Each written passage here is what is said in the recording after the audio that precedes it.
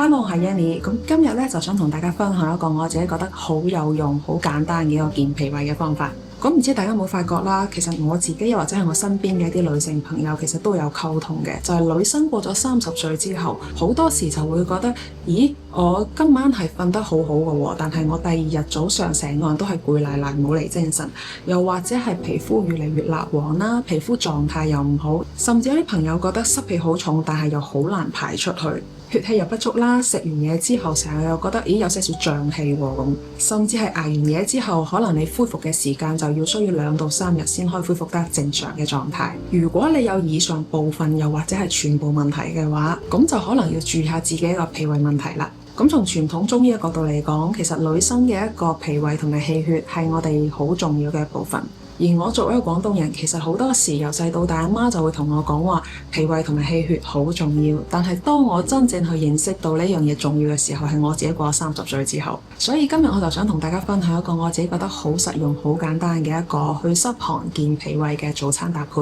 咁呢個搭配呢，就係小米、山藥、茯苓粥，再搭配薑茶。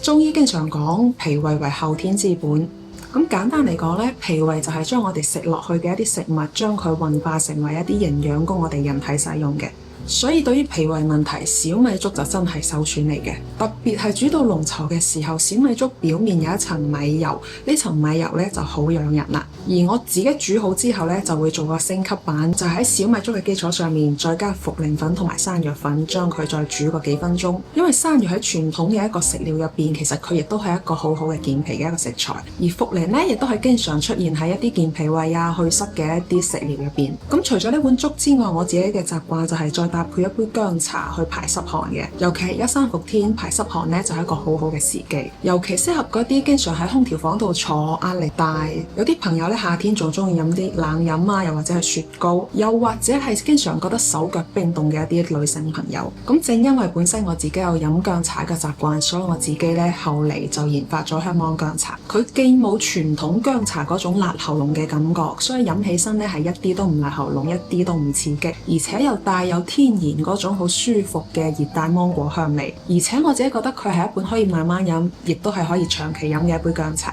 所以其實喺呢幾年我自己去調理身體嘅過程入邊，慢慢去意識到一樣嘢，就係話我哋去養生，我哋去調理身體，並唔係話突然間去食好多樣嘅嘢，亦都唔係話將一啲保健品、維他命啊、維生素啊去當飯食，而係日常盡量去食一啲天然嘅食物，再加上規律嘅運動啦，同埋良好嘅情緒。呢一個呢，就係我自己覺得好重要，亦都係我而家35歲之後一直保留嘅一個習慣之一。好啦，咁今日嘅分享呢，就到呢一度。之後咧，我亦都會繼續分享一啲我自己覺得好有用嘅一啲養生小習慣。咁我哋下期見啦，拜拜。